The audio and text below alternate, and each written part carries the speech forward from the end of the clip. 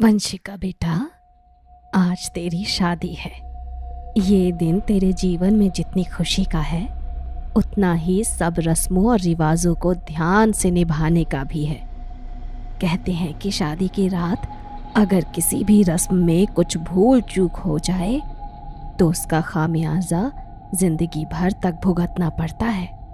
इसीलिए तेरे ससुराल वाले तुझसे जो भी रस्म कराएं उसे बहुत ध्यान से करना। ठीक है माँ, मैं ध्यान रखूंगी। लेकिन समझ नहीं आ रहा कि तुम मुझे समझा रही हो या डरा रही हो। जैसे तो पता नहीं, अगर कोई भी रस्म ठीक से नहीं की तो कौन सा भूत मेरे पीछे पड़ जाएगा। अरे, ऐसे अपशब्द मत बोल अपने मुंह से। शादी की रात को ऐसी बातें नहीं करते। अच्छा बाबा, ठीक है, चलो अब नीचे चलते हैं। पापा का फोन भी आ गया, नीचे बुला रहे हैं शायद। मधु अपनी बेटी वंशिका को लेकर नीचे आई, जहां पर फेरों के लिए मंडप सजाया गया था। पूरे रीति रिवाजों के साथ वंशिका की शादी संपन्न हुई और विदा होकर वो अपने ससुराल पहुंच गई। रात के लगभग 2:15 बजे उसके ससुराल में उसका स्वागत हुआ।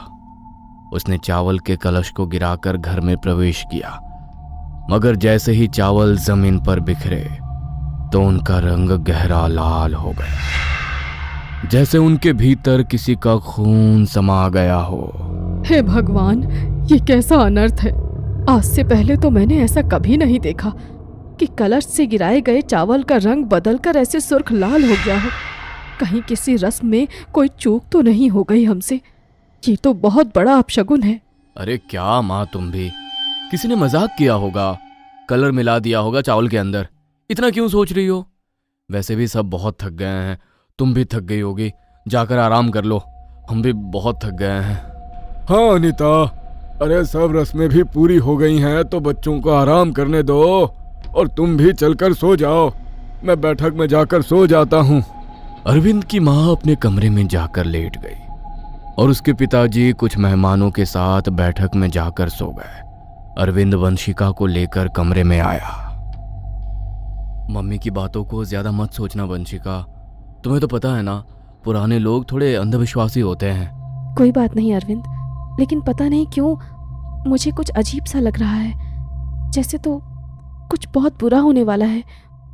और उन चावलों का गहरे सुर्ख लाल रंग में बदल जाना, इसका एक अंदेशा है। अरे बाबा, तुम भी क्या बूढ़े लोगों की तरह सोचने लगी। मम्मी ने तुम्हें अपनी बातों से सच में डरा दिया। अच्छा, वो सब बातें छोड़ो और मेरे पास आकर बैठो। अरे आज हम दोनों की शादी हुई है, जिस पल का हम इतने टाइम से इंतजार कर रहे थे, आज वो आ ही गया। मेरे पास आओ ना। मैं बहुत थक गई हूँ अरविंद, प्लीज अभी सो जाते हैं, कल बात करते हैं ना। अच्छा बाबा, ठीक है, तुम सो जाओ। वो दोनों बहुत थके हुए थे, इसलिए बिस्तर पर लेटते ही उन्हें नींद आ गई। मगर कुछ देर बाद ही वंशिका के कानों में किसी औरत के चिल्लाने की आवाज पड़ी। वो आवाज इतनी तेज और दर्द भरी थी कि हड़बड़ाकर वंशिका की नींद खुल गई। ये कैसी आवाज थी? कहीं मैंने कोई बुरा सपना तो नहीं देखा? एक बार फिर से वंशिका के कानों में उस औरत की चीख सुनाई दी। वो घबराई और जल्दी से कमरे का दरवाजा खोलकर कमरे से बाहर की तरफ घर के आंगन में पहुंची तो उसे फिर से वही चीख सुनाई दी। उसने इधर उधर देखा तो उसका ध्यान घर के अंदर वाले कमरे की तरफ गया। वो वहां पर गई तो एक कमरे के अंदर से वो चीखने की आवाज सुनाई दे रही थी। वो जल्दी से कमरे के अंदर गई तो उसने देखा कि एक औरत कमरे के अंदर आग से झुलस रही है और उसकी दर्द भरी चीखें हर ओर गूंज रही हैं। हे भगवान, ये औरत तो आग से झुलस रही है। मुझे इसकी मदद करनी होगी, बचाना होगा इसे मुझे। अरविंद जी, अरविंद जी, जल्दी से आइए। वंशिका ने देखा कि बिस्तर पर एक मोटा कंबल रखा है। उसने वो कंबल उठाया और उस औरत की तरफ दौड़ी। जैसे ही उसने उसके ऊपर वो कंबल डाला, वो आग बुझ गई और उस औरत की चीखें भी बिल्कुल शांत हो गई। तुम बिल्कुल भी डरो मत, मैं अभी अपने पति को बुलाती हूँ, हम तुम्हें हॉस्पिटल लेकर चलेंगे। जैसे ही वंशिका अरविंद को बुलाने के लिए वहां से जाने लगी, वैसे ही उस औरत ने वंशिका का हाथ पकड़ लिया वंशिका ने जब पीछे मुड़कर उसकी तरफ देखा तो देखते ही देखते उसका जला हुआ काला चेहरा अचानक से बिल्कुल सफेद पड़ गया और उसकी आंखों की पुतलियां बाहर को निकल कर आ गईं। वह वंशिका को देखकर भयानक तरीके से हंसी और उसके मुंह से खून टपकने लगा। वंशिका उसे देखकर इतनी बुरी तरह घबरा गई कि उसकी आवाज उसके गले में ही दब कर रह गई।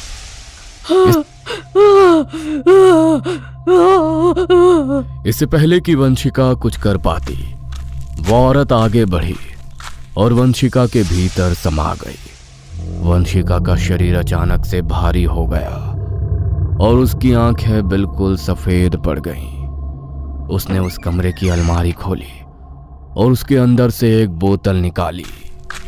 उसे लेकर वो बाहर की तरफ आई और दरवाजा खोलकर अपनी सासू माँ के कमरे में गई। उसने उनके बिस्तर के इर्द गिर्द बोतल से मिट्टी का तेल छिड़क दिया और हाथ में पकड़ी माचिस से वहां पर आग जला दी और अपने कमरे में आकर उसी तरह बिस्तर पर लेट गई। तभी कुछ देर बाद अचानक घर में अनीता की चीखने की आवाजें सुनाई दी। उसकी आवाज से घर में सबकी नींद टूट गई और सब जल्दी से हड़बड़ाकर उसके कमरे की तरफ भागे, मगर उसका कमरा पूरी तरह आग से झुलस चुका था। उन्होंने पानी से आग बुझाने की कोशिश की। कुछ देर बाद आग तो बुझ गई, मगर उस आग के साथ साथ कमरे से आने वाली अनीता की चीखें भी शांत हो चुकी थीं। उन्होंने कमरे में जाकर देखा तो अनीता का पूरा शरीर जल चुका था। जिस रात घर में खुशियां चलकर आई थी, उसी रात अब घर में मातम छा गया था। अनीता का शव जल तो पहले ही चुका था, इसलिए अगली सुबह उसकी अंतिम क्रिया करने के बाद उसे दफना दिया गया। घर में हर कोई सदमे में था कि आखिर अचानक ये सब कैसे हो गया। अरविंद भी इस सदमे से उभर नहीं पा रहा था। मैं आपका दुख समझ सकती हूँ अरविंद जी, लेकिन जाने वाले को भला कौन रोक सकता है। जब से मम्मी जी चली गई हैं, आपने ठीक से एक निवाला भी अपने मुंह में नहीं रखा है। प्लीज़ खाना खा लीजिए, वरना आपकी तबीयत बहुत ख़राब हो जाएगी। मेरा कुछ भी खाने को मन नहीं है वंशिका, प्लीज तुम चली जाओ यहाँ से। उस दिन माँ सही कह रही थी कि कुछ अपशगुन जरूर हुआ है। मुझे तो लगता है मैंने तुमसे शादी की, वही मेरे लिए सबसे बड़ा अपशगुन है। तुम्हारे घर में कदम रखते ही मेरी माँ चल बसी। काश मैंने तुमसे शादी ही ना की होती। क्या आप कैसी बातें कर रहे हैं अरविंद जी? मैं आपका दुख समझती हूँ, लेकिन कम से कम अपने मुंह से ऐसी बातें तो मत कहिए। भला इसमें मेरा क्या दोष? मम्मी जी के जाने का जितना दुख आपको है, उतना ही मुझे भी है। तुम प्लीज अभी चली जाओ यहाँ से। मैं नहीं चाहता कि मैं तुम्हें कुछ और भला बुरा कहूं, इसलिए प्लीज जब तक मैं थोड़ा ठीक नहीं हो जाता, मुझसे दूर रहो तुम। अरविंद के दिमाग में अब ये बात बैठ गई थी कि उसकी पत्नी के कदम उसके परिवार के लिए मनहूस है। अपनी मां के चले जाने के बाद वो बिल्कुल भी ठीक महसूस नहीं कर रहा था, इसलिए कुछ दिन के लिए वो घर से बाहर कहीं घूमने के लिए निकल गया ताकि उसका मन थोड़ा भटक सके। रात को वंशिका ने अपने ससुर जी को खाना खिलाया और खाना खाने के बाद अपने कमरे में शीशे के सामने बैठकर अपने बाल कंघी करने लगी। तभी उसे लगा कि उसके पीछे से अभी अभी कोई गुजरा है। वंशिका जल्दी से पीछे मुड़ी। पहले तो वहां पर कोई नहीं था, मगर अचानक से वहां एक साया उभरा जो हूबहू वैसा ही था जिस औरत को वंशिका ने जलते हुए देखा था। तुम तो वही हो ना जिसे मैंने उस दिन बचाने की कोशिश की थी? उसके बाद क्या हुआ मुझे कुछ याद नहीं। कौन हो तुम और मेरे कमरे में कैसे आई? उस औरत का चेहरा धीरे धीरे और भयानक होने लगा। आंखों की पुतलियां पलटकर बिल्कुल सफेद हो गईं। वो धीरे धीरे वंशिका की तरफ बढ़ी और उसने अपनी गर्दन को अपने हाथों से बुरी तरह मरोड़ दिया। उसकी हड्डियों के चटकने की आवाज पूरे कमरे में गूंज उठी और उसका सर धड़ से अलग होकर नीचे गिर पड़ा। ये देखकर वंशिका बुरी तरह डर से चिल्लाई।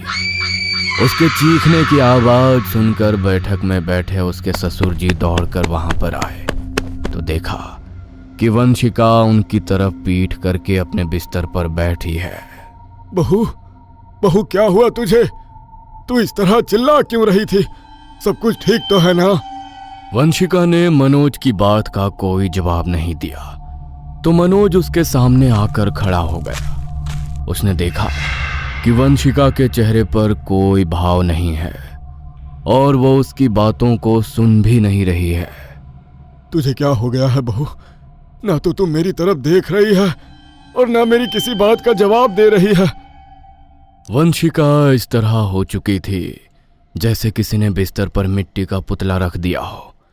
उसे देखकर मनोज बहुत ज्यादा घबरा गया, इसलिए उसने वंशिका के कंधे पर हाथ रख के उसे सुध में लाने की कोशिश की। मगर जैसे ही उसने उसके कंधे पर हाथ रखा, वंशिका की नजरें उसकी तरफ मुड़ी और उसकी आंखों की पुतलियां ऊपर की ओर पलट गईं। ये देखकर मनोज के पसीने छूट गए। उसने जल्दी से उसके कंधे से अपना हाथ हटाया और वहां से भागने की कोशिश करने लगा, मगर वंशिका ने उसके पैर को पकड़कर खींच लिया और वो वहीं पर गिर पड़ा। क्या हुआ? डर गया? कोई बात नहीं, थोड़ी देर बाद तुझे बिल्कुल डर नहीं लगेगा। तेरी पत्नी की तरह हमेशा के लिए तेरा डर भी थोड़ी देर में खत्म हो जाएगा। ये तू क्या बोल रही है बहू? अरे क्या हो गया है तुझे? तूने अपनी सास को मारा? ना, इसने नहीं, मैंने मारा। लगता है तूने अभी तक मुझे पहचाना ही नहीं, मगर कोई बात नहीं, अपनी आखिरी सांस तक तो तू मुझे पहचान ही लेगा। ये बोलकर वंशिका जोर जोर से भयानक आवाज में हंसने लगी। उसने पांव से मनोज को घसीटना शुरू किया और उसे उसकी बैठक तक ले गई। मनोज खुद को छुड़वाने की कोशिश कर रहा था, मगर वंशिका की पकड़ इतनी मजबूत थी कि वो चाहकर भी खुद को बचा नहीं पा रहा था। कुछ देर बाद वंशिका ने उसे छोड़ दिया, मगर उसकी पकड़ से छूटने के बाद मानो जैसे उसका शरीर अकड़ गया हो। वो उठकर वहां से भागना चाहता था, मगर अब उसका शरीर उसका साथ ही नहीं दे रहा था। यह क्या हो रहा है मेरे साथ? मेरा शरीर काम क्यों नहीं कर रहा? क्या हुआ? लाचारी महसूस हो रही है? तू तो खुद भी अपनी मदद नहीं कर पा रहा है ना? मैं भी नहीं कर पा रही थी। वंशिका ने उसके ऊपर मिट्टी का तेल छिड़का और अनीता की तरह ही उसके शरीर को भी आग के हवाले कर दिया। घर से जब धुआं निकलने लगा तो पड़ोसियों ने तुरंत ही फायर ब्रिगेड को बुलवाया। वंशिका तो घर से बाहर निकल गई, मगर जब तक फायर ब्रिगेड आती उससे पहले ही मनोज का शरीर उस आग में झुलसकर भस्म हो गया। अरविंद आधे रास्ते से वहां से वापस आया। उनके कमरे तक आग पहुंच नहीं पाई थी, इसलिए वंशिका वहां पर बैठी हुई थी। उसने वंशिका की तरफ देखा और अपने दोनों हाथों से उसकी गर्दन को जकड़ लिया। सच सच बता, यह सब तूने ही किया है ना? पहले मेरी मां को जलाकर मार डाला और जब मैं घर पर नहीं था तो मेरे पिताजी के साथ भी तूने वही किया। मार डाला तूने उन्हें। हाँ, मार डाला मैंने, उन दोनों को मार डाला और अब मरने की बारी तेरी है। तैयार है ना तू अपनी मौत के लिए? जिस तरह मैंने उन दोनों को मारा है उसी तरह तुझे भी मारूंगी। तू भी उसी तरह आग में झुलस कर मरेगा जैसे मैं मरी थी। ये क्या बोल रही हो तुम वंशिका? तुम्हारे होश तो ठिकाने पर है? हैरत हो रही है तुझे कि तूने अभी भी मुझे नहीं पहचाना? वंशिका नहीं, कुमुद हूं मैं। कुछ याद आया? कुदुम? तुम तो नहीं, यह सच नहीं हो सकता। तुम यहाँ कैसे आ सकती हो? तुम तो नहीं। भाभी, मैं कुंदन से शादी करना चाहती हूँ। आप मेरी शादी किसी और से मत करवाओ। बदनाम करवाना चाहती हैं हमें? अरे अगर गांव में किसी को पता लग गया ना कि हमने तेरा प्रेम विवाह करवाया है तो पूरा गांव थू थू करेगा हम पर। तेरे भाई भाभी हैं, हम तेरे माँ बाप ना हैं जो तेरी बकवास सुनेंगे। सुनिए जी, जो पहला रिश्ता आया है ना, इसके लिए उसी को पक्का कर दीजिए। अब और दिन हम इसे अपने सर पर बोझ बिठाकर नहीं रख सकते, और भगवान ना करे अगर किसी दिन ये भाग गई तो हमारी तो नाक ही कटवा देगी। भैया कम से कम आप तो मेरी बात समझने की कोशिश कीजिए। कुंदन बहुत अच्छा लड़का है, और आपको पता है ना जिस लड़के को आपने मेरे लिए देखा है कितना बदनाम है वो। शराब पीता है, जुआ खेलता है। मैं कुंदन के साथ बहुत खुश रहूंगी भैया। प्लीज आप मेरी शादी उससे करवा दीजिए, प्लीज। एक थप्पड़ मारूंगा ना खींचकर तो सारी अकल ठिकाने आ जाएगी। तेरी भाभी ने जो कहा सुनाई नहीं दिया तुझे? कोई प्रेम विवाह नहीं होगा तेरा। अब तो मैं तेरी शादी करने में ज्यादा देर भी नहीं कर सकता। अगर तेरे इस प्रेम की बात गांव में फैल गई तो तेरे लिए जो एक रिश्ता आया है वो भी हाथ से चला जाएगा। कल के कल ही उन्हें घर बुलाकर रिश्ता पक्का कर दूंगा मैं। कुदुम के मम्मी पापा के देहांत के बाद उसके भाई भाभी ने उसका जीना दुश्वार कर दिया था, और अब तो उसकी मर्जी के खिलाफ उन्होंने उसकी शादी मनोज के बेटे अरविंद से करा दी थी। शादी के बाद वो कुदुम के साथ बड़ा ही अजीब बर्ताव रखता था। रोज शराब पी कर आता और दिन भर जुआ खेलता। आज फिर से आप शराब पीकर आ गए। समझ नहीं आता ये रोज रोज शराब पीने में क्या मजा आता है आपको। क्यों अपनी सेहत के साथ खिलवाड़ कर रहे हो? अपने बारे में नहीं तो कम से कम अपने परिवार के बारे में ही सोच लीजिए। ज्यादा जुबान मत लड़ा मेरे साथ, वरना एक हाथ पड़ा ना तो दोबारा शक्ल नहीं दिखाएगी अपने मुझे। हट यहाँ से। कुछ गलत नहीं कहा है मैंने, और मैं आपकी पत्नी हूँ। हक है मुझे आपसे ये सब कहने का। लगता है तू ऐसे नहीं मानेगी। अरविंद ने कुदुम को जोर से थप्पड़ मारा, और हर बढ़ते दिन के साथ उसके साथ मार पिटाई करने का यह सिलसिला भी बढ़ता गया। कुंदन अभी भी कुदुम को भूल नहीं पाया था, और जब उसे ये सब पता चला तो एक दिन वो गांव के कुएं के पास पहुंचा जहां पर कुदुम पानी भरने आती थी। उसने आसपास देखा तो वहां पर कोई नहीं था, इसलिए वो मौका देखकर कुदुम से बात करने के लिए आ गया। उसे वहां पर देखकर कुदुम बुरी तरह घबरा गई। तू यहाँ क्या कर रहा है? अगर किसी ने तुझे यहाँ पर देख लिया तो मेरी जान को आफत हो जाएगी। मैं तुझे बचाने आया हूँ कुदुम, तुझे अपने साथ लेने आया हूँ। मैं जानता हूँ वो अरविंद राक्षस है, राक्षस। तुझे अब मैं एक और दिन भी यहाँ रहने नहीं दूंगा। तू मेरे साथ चल, हम भाग जाएंगे और दूर गांव में जाकर मैं मंदिर में तुझसे शादी कर लूंगा। हम इतनी दूर चले जाएंगे कि कभी किसी को नहीं मिलेंगे। नहीं कुंदन, अब मेरी शादी हो चुकी है। मैं अपने पति को छोड़कर कहीं नहीं जाऊंगी। वो जैसा भी है मेरा पति है। थोड़ा समय लगेगा लेकिन वो सुधर जाएगा। अब तू जा यहाँ से और मुझे भी जीने दे। कुदुम के मुंह से ये सब बातें सुनकर कुंदन आगे कुछ नहीं बोल पाया। कुदुम भी वहां से चली गई, मगर वहां से गुजरते हुए एक आदमी ने उसकी बातें सुन ली, जो अरविंद को बहुत अच्छे से जानता था।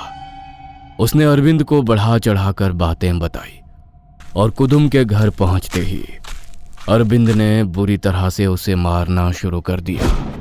तेरी इतनी हिम्मत कि तू किसी और के साथ घर से भागेगी? अरे तू ऐसा करे, इससे पहले मैं तुझे जिंदा मार दूंगा। नहीं, ऐसा नहीं है। आप मुझे गलत समझ रहे हैं। एक बार मेरी बात तो सुन लीजिए। तेरी कोई बात नहीं सुननी मुझे। तुझे तो आज मैं खत्म ही कर दूंगा। कुदुम ने बहुत बार उसे अपनी बात समझाने की कोशिश की, मगर वो तो उसकी बात सुनने को तैयार ही नहीं था। वो उसे बालों से घसीटता हुआ किचन में ले गया।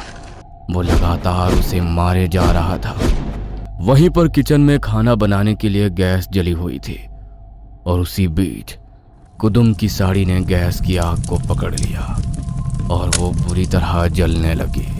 बचाओ, बचाओ, कोई बचाओ मुझे। बहुत दर्द हो रहा है। कोई बचाओ मुझे। मैंने कहा था तुझे कि आज तुझे खत्म कर दूंगा, और देख मेरा काम आसान हो गया। तड़प तड़प कर मरेगी तब समझ आएगा तुझे ये धोखा करने का अंजाम क्या होता है। मर जाने दे से। उसके बाद फायर ब्रिगेड वालों को बुला लेना, ताकि ये सच में एक हादसा ही लगे, वरना मरती मरती भी हमें फंसाकर चली जाएगी।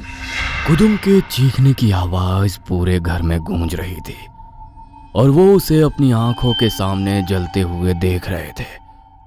उसकी आंखों से गिरता हर एक आंसू अपने बदले की आग को भड़का रहा था। वो उन लोगों की आंखों के सामने झुलस कर मर गई और उन लोगों के चेहरे पर एक शिकन भी नहीं थी। जब कुदुम के घर वालों को उसके मरने की खबर मिली तो वो उसकी अंतिम क्रिया पर भी नहीं आए। कुदुम का शरीर भले ही उस दिन जलकर भस्म हो गया था, मगर उसकी आत्मा अपने बदले के लिए जल रही थी। जिस दिन अरविंद ने अपनी दूसरी शादी की, उसी रात से उनकी उल्टी गिनती शुरू हो गई। अपना जो बदला वो सालों से लेना चाहती थी, आज वो उसने वंशिका के हाथों से ले लिया था।